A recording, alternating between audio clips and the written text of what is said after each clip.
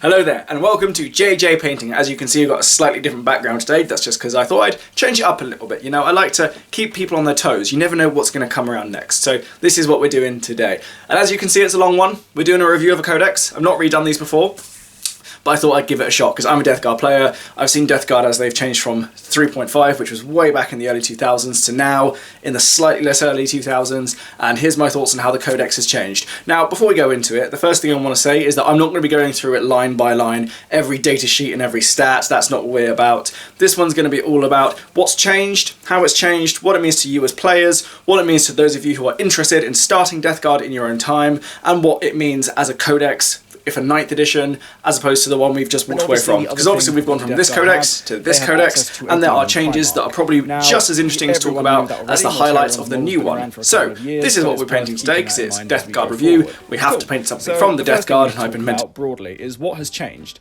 I won't be sitting here and reading out rules entries to you guys, because I don't think that we need to do that, but what I can do is give you the overview and give you a sense of what this actually means to the codex.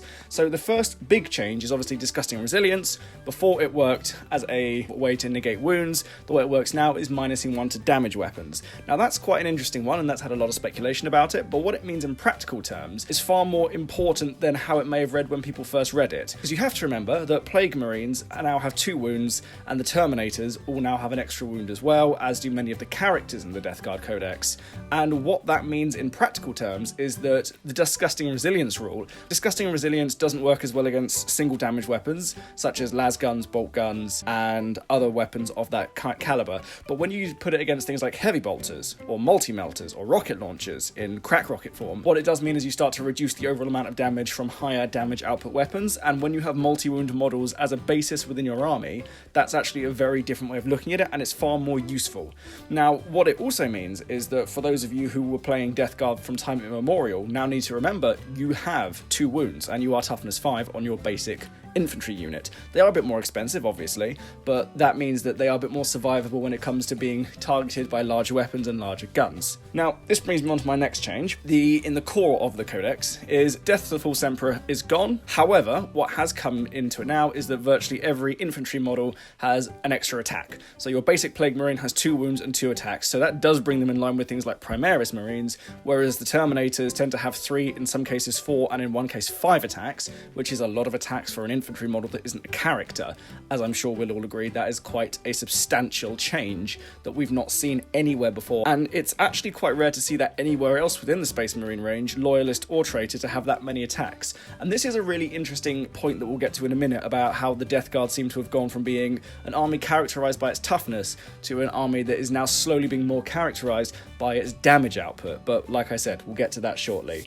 The next big change is the cross-codex units have all been brought more in line with the rest of the codex. So if we remember from the old codex, we had Chaos Lords, we had Chaos Sorcerers in Terminator armor, Possessed and Hellbrutes. All of those things now, thankfully, have been brought in line with what it means to be Death Guard. So Death Guard, Possessed and Chaos Lords all now have toughness 5, they all have the Contagion ability, they all have Disgusting Resilience, even the Hellbrute has a variation on that, but it still has it. And that is a very good thing, because in the previous codex there was a very jarring feel with having these units from other codexes in this codex, but they were pretty much straight copy and pastes. Nothing had really changed within the data sheets or within the special rules that made you go distinctively, this is a Chaos Lord of the Death Guard, or this is a Death Guard Hellbrute, or Death Guard Possessed, etc, etc. However, now that has happened, it brings them more in line with the rest of the models in the range, and obviously gives them a much better synergy with all the models in the rest of the range. And speaking of the Possessed, they have changed quite fundamentally as well. A very quick side note to them, they are still movement 7, so they are still one of the fastest things in this book, and on top of that they now have a flat 4 attacks, which are also plague weapons and also -2 AP. Now again, this isn't new information, but this is backing up what I said earlier on about the Death Guard being more characterised by their damage output rather than simply just being the toughest Marines in the game. And obviously this then leads us on to what else has changed. Cultists, who are also in the Chaos Marine Codex, interestingly enough, no longer have objectives secured. That honour exclusively goes to Plague Marines and to Pox Walkers, and we'll get to those two get to Pox Walkers in a minute. Cultists are still in the Codex, but their use has diminished somewhat than it was before, because the argument for them before is at least they're a cheap objective secure unit, but now they don't have that anymore, which then leads to the question, why are they still there? and what are they actually bringing? I would argue not a lot, so I think it's fair to say that they probably have lost out a little bit in this codex, but that's realistically all there is to say about them. But getting onto the Pox Walkers, they now have a quite interesting rule within the detachment system. Pox Walker units can no longer outnumber the units of what is known as Bubotic Astartes. So that's things like Blightlord Terminators, Death Shroud Terminators, Plague Marines, etc. So you can no longer have Pox Walkers exclusively as your core troop units. You have to at least have one unit to match each one. So for every unit of Pox Walkers you have to have a unit of Terminators or Plague Marines. And that's an interesting enough change, but I think it does make a certain amount of sense. And I think ultimately it does mean that you're encouraged to have a slightly more diversified army list if you're playing matched, narrative, or open play. Now, what this does also lead me on to the next point is a really interesting thing that has disappeared from the Codex. Summoning demons is no longer in the Codex, nor are the profiles for Plague Bearers or any of the other Nurgle demons. The demonic machines have remained, so the mythic Blight Haulers, the Bloat Drones, they are all still there. But we have no longer got the ability to summon Plague Bearers. And I think this is probably a glimpse into the future, where summoning demons was always a little bit vestigial. I don't ever remember many people using it. I never used it myself in the years that Chaos Marines and Death Guard were around, because I'm a Death Guard player at heart, but no one ever used these abilities. And also, to be completely fair, summoning demons, in many ways, never really had much applicability or practicality in terms of gameplay. So most people weren't using it just because there was never a particularly useful way for it to manifest itself, and there was never really an opportunity for it to work either. Now, moving on from that, that's just something as an aside I think I wanted to bring up because that might give us a quick look into the future. Another thing which is going to be quite interesting going forward, and in this codex, which is also a new thing, is Deadly Pathogens, which are small buffs for characters and unit champions, interestingly, which give them little things like mortal wounds on hits and wounds, rerolling random damage charts. So these aren't game-changing abilities, but they are little buffs which are 10 to 20 points and are quite a nice little way to boost up certain characters across your army. And the last thing to mention is that there's far less randomness in terms of the damage characteristics on the armies. So for example, Blight Launchers are now flat 2 damage, Entropy Cannons on the Plague Burst Crawler, they have a D3 plus 3 damage, and the mortar is now just a flat damage 2. And I think that's actually a really interesting indicator for us as players that Games Workshop is moving away from having random damage charts on their weapons, because when 8th edition especially first came out, most weapons that had either templates or larger area effect damage did suddenly find themselves all with random damage, and I'm glad to see that now they are getting higher levels of damage that make them more reliable, or at least on paper they look more reliable, because we know what they're going to be doing when they're on the board, and we're going to have a much clearer idea of how much they can do within a reasonable expectations whilst we're playing. And that's a good thing for Death Guard, because they had a lot of random damage weapons, even though a lot of them were plague weapons, but that doesn't necessarily help when the number of attacks you're going to be putting out is varied entirely on the dice roll. And speaking of other things that have become far more reliable now, is that the demon engines for the Death Guard are currently the best in the game, and that is quite simply because all of them, from the Mythic Blight Hauler to the Defiler, the absolute classic original demon engine, all now have weapon skill and ballistic skill largely 3+. There's other things to bear in mind with that, so vehicles can now move and shoot without there being any negative modifiers to their ballistic skill, is a fantastic thing for them to have, and it does demonstrate that finally things are moving in the demon engine circle. I do believe that this is long overdue, because having minor ballistic skill weaponed demon engines was always their biggest drawback. They had invulnerable saves, and some of them were quite tough, and even now they have a place, but that's always been mitigated by the fact that their accuracy is much lower than it can feasibly be. And I think it's fair to say that in 8th and 9th edition, when there are so many debuffs and modifiers being thrown around, it's very easy for a unit which doesn't have the highest ballistic skill and doesn't have a particularly large amount of firepower that it can put out, is being relegated and being sidelined, because there's no way that it can reliably be expected to put out a lot of damage. But thankfully here in the Death Guard Codex, that is now gone, and it means that Defilers and Mythic Blight Haulers are far more useful than they were before. And the other thing to bear in mind in that is that these are still some of the fastest units in this codex. I say fast, the fastest thing in this codex is the Rhino, which can move about 10 to 12 inches. But with Death Guard, speed is something which they are not famous for, but the fact that their slow infantry is now made up for by slightly faster demon engines, I think is worth noting here, and it's worth keeping in mind that if you want your heavy firepower, that's largely where it's going to be coming from. And what does all this change mean for the Death Guard players? What does all of these changes to a codex mean? Well, if we get very academic for a second, the thing that we all need to remember is that the Death Guard as a standalone codex is still very new. The first codex came out 3 years ago. Before then, the Death Guard were effectively an idea with a concept in a way within another codex, the Chaos Marine Codex.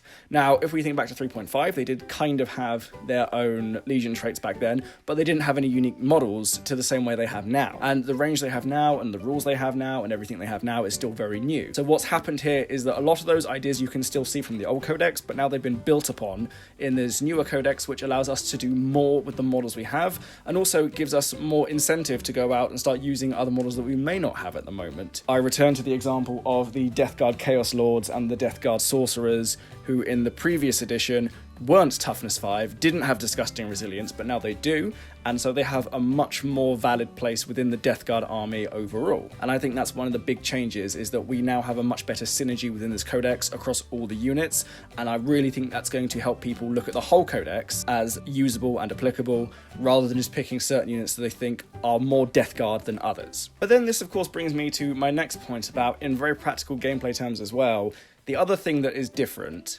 is Plague Marines. And the change here, obviously, for them being 2 wounds and 2 attacks basic, is they're still movement 5. They're still slower than your average Marine, but they are definitely more leaning towards a close combat unit than they were before.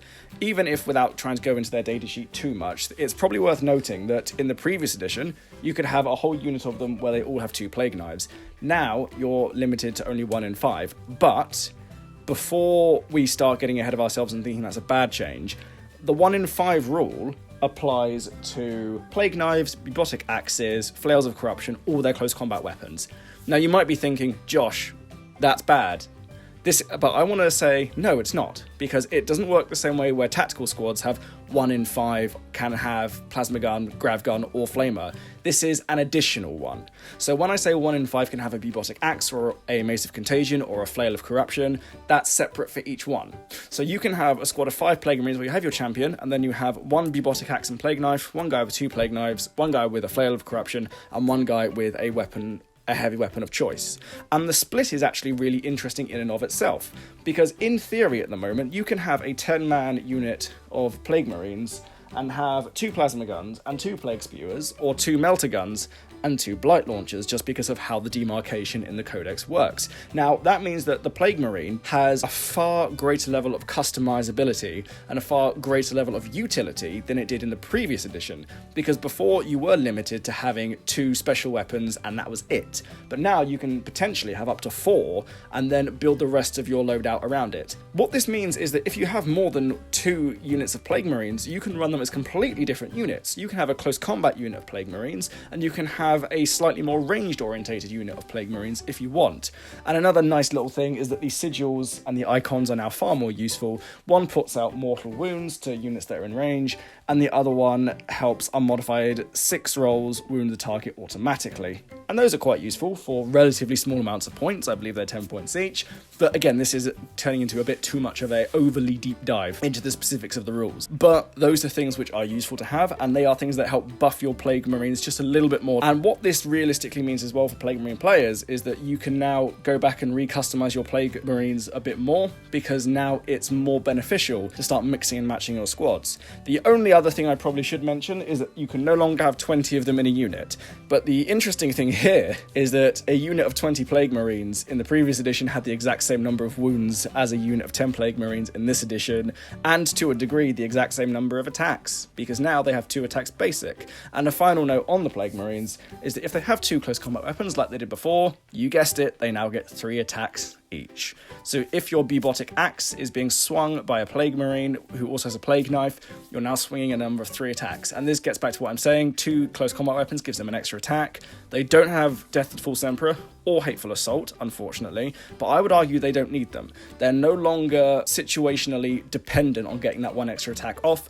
They just come with a flat level of attacks, which I think plays into the idea of the Death Guard being this relentless, remorseless, stable platform of an army that just grinds forward inexorably and is actually far more reliable in some cases than other Space Marines. If we think about how this works realistically for Plague Marines versus Space Marines, the Death Guard have the advantage now of being able to draw combat out longer, whereas for Space Marines, they need to get their first turn of combat to be the turn that they can get out of combat or the turn they can win combat. If they're dragged into a second turn of combat, especially when you look at armies like Blood Angels and White Scars, you start to see their attacks dwindling overall, and that's not just to do with model loss, it's also to do with their first charge abilities.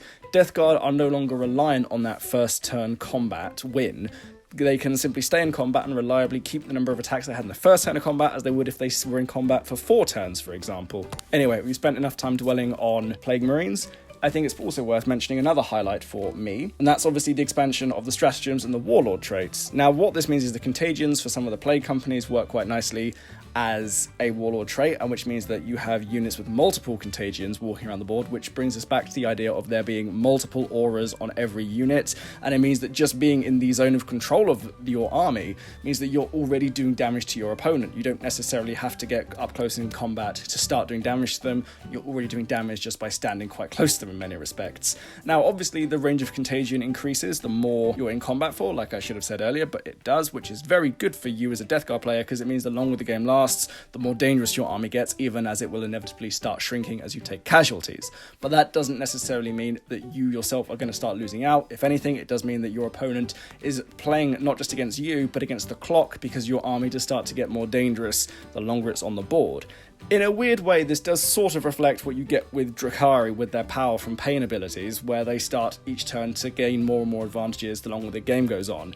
But it's presented in quite a different way, because that's very much the abilities on the units, whereas in this case, it's very much the army itself starts to grow and spread its actual area of control and the debuff auras that it comes with. And then when you then apply that to things like Warlord traits and the way some of the stratagems work, like a lot of the stratagems have ways of turning bolt guns into poison weapons, there's AP buffs and extra attack buffs from various things they get from the War of the Spider stratagems that now in this codex then work to synergize with the rest of your army and mean that your damage output increases further. But the other thing as a highlight for me, and this is a big one, is going back to the basic rules of the Legion, because all Legions and all chapters now have their own special rules. For the Death Guard, their basic rules: inexorable advance, infantry always count as remaining stationary. That's good, especially for the Terminators with their heavy weapons such as Reaper autocannons, and also for malicious volley, which they still get, which allows their bolt guns to fire multiple times over a further range. But also, they are always ignoring any and all modifiers to their advance and movement characteristics and charge characteristics. So even though they're already slow, you can be reliant upon knowing they're not going to get any slower. And one more thing that on this note as well is their Terminators are now all movement 5 rather than movement 4. So effectively, the minimum movement for everything in this army, with the exception of the Pox Walkers, are now movement 5 basic. Now, that's helpful to know that it's not going to go down any further, so even if you do advance, even if you do charge, there are a lot of armies out there with debuffs. So, to recap, infantry in the Death Guard are now more of a close combat, close range unit.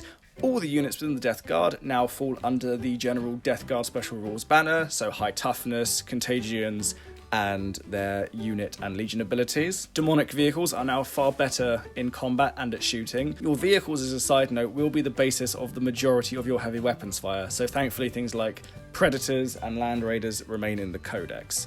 And obviously the stratagems have now increased. The Contagion abilities are an aura, which gives your whole army an aura overlap, even though they don't necessarily stack, but you will always have an aura on every unit within your army. Now, if you're a new Death Guard player, this gives you far more options than you did before. I was a Death Guard player, and I still am a Death Guard player. In the previous codex, there were very specific kind of army builds that you would see, and things that people called auto takes were very much a thing. Nowadays, they're far less common and a lot less of a problem for you as a player, because everything in that codex has a place. You can run your entire army in many different ways, and you will not be penalised for choosing some units over others, as you might have done. I think this is the habit of what comes when Games Workshop starts to expand on the ideas. In the previous codex, because it was more limited in some ways, it meant that every player was limited in terms of what they could look at and say, this will work in this style of play, this will work in that style of play, and there were certain things that fell through the gaps which never really saw the light of day. Thankfully for all of us now, that's no longer a problem. I'd also say that existing Death Guard players will certainly have to tweak their lists. You'll be seeing far different lists on the board, especially if you're playing regularly against someone that you know with Death Guard. Then you're going to be seeing those lists change. You're going to be seeing every unit composition change to greater or lesser degree, but it's a very different army, and for your first couple of games, you're definitely going to have your head in your codex, just getting used to all the new rules, especially things like Contagions, the new stratagems, and even Warlord Traits and Psychic powers, which have all changed slightly, because like I said at the beginning of this review, this is a review which tells us what's changed, what does it mean to us as players, and how will that carry over into the future. Now, obviously, there are other things such as the Crusade Rules, which I haven't really gone into, which are very interesting and very good in their own respect, so you can create your own plagues, and if you're carrying the Crusade campaign on, your characters have a higher level of resilience than a lot of other armies will inevitably have as their rules come out, and naturally, the more gifts and the more blessings that your characters have, the more that will start to manifest itself across the entire thing. Another interesting thing that has changed, there's a lot of things that we will perhaps see from this codex that translate into the inevitable Chaos Space Marine and Thousand Suns codex down the line. How much that's going to be is unclear because this is very specific to Death Guard now, but knowing that those units which are coming across from other codexes into this codex will more than likely receive the same treatment when they go into the Thousand Suns codex, and the Chaos Space Marine codex, if it expands on the legions more, as it did in Psychic Awakening, it's likely we will see data sheets and stratagems and characters changing more to be in line with those codexes and those armies as they come out. The last two things I want to mention is obviously there's the new characters such as the Lord of Virulence. He's a very nice addition to the army. A Terminator character alongside the Lord of Contagion was very good. The other thing to bear in mind with that is that now Death Guard are limited in terms of how many characters they can have. There's this new thing, Lord of the Death Guard. So Lord of Contagions, Chaos Lords, Lord of Virulence, they all have that keyword. You can only have one of those in your army, which means that you're more reliant on things like your Sorcerers and your Malign Plaguecasters as your secondary characters if you're playing battalion detachments. Now, that's just worth keeping in mind, and I thought I'd mention that as an aside before we finish here. Oh, and the last thing as well is to mention is Mortarion. He's incredibly powerful. That's all there is to say. He's a Demon Primarch. What did you expect? There's nothing else to say. Demon Primarchs tend to be powerful. He's more powerful now, granted, but he is still powerful. And that's all there is to say. If you want to check out Mortarion, his stat line is online, but I'd say that Mortarion, as powerful as he is, he's not the selling point of this codex. And this brings me on to my last point, and the concluding point as well.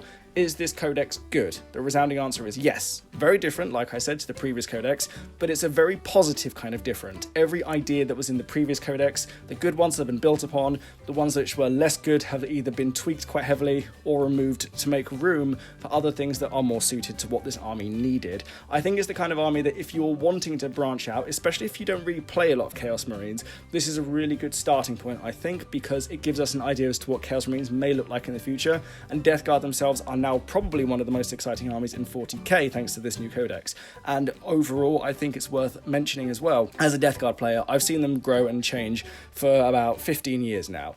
Where they are now is probably the best they've ever been, and I said the same thing when the previous codex came out, so it's good to see an upward trend for them, and I hope it continues. But let's leave it over to you guys. Tell me what you think of what I've said. Is there anything else that you wanted to know? Is there anything in the Death Guard codex that you find more exciting than what I've mentioned? Are there any things that I've left out that you'd want to have heard about? I look forward to hearing. Oh, before I go, the absolute last thing to mention, those Chaos Terminators now, they have 5 attacks for the Death Shroud. That's a lot of attacks for a non-character model, Death Shroud champion, very powerful model. But anyway, I just thought I'd mention that as a last moment addendum. But in any case, let me know your thoughts. I look forward to hearing from you. So, those are my thoughts on the Death Guard Codex and how it is now compared to how it used to be. So let me know your thoughts below. Do you agree with what I said about the Death Guard Codex? Are there other things about it that I've missed out? Are there more interesting things, more important things that I missed out? Is there anything else that you think is really worth mentioning about this codex? I don't know, let me know below. Like, comment, subscribe, all that good stuff. Remember that I'm doing the giveaway every 50 subscribers. There will be a model giveaway. So get on my website or get into my Instagram and get in touch with me there, and you could be on the chance with winning a model of some kind. Who knows? But as always, thank you very, very much for watching. Goodbye, and have a lovely day.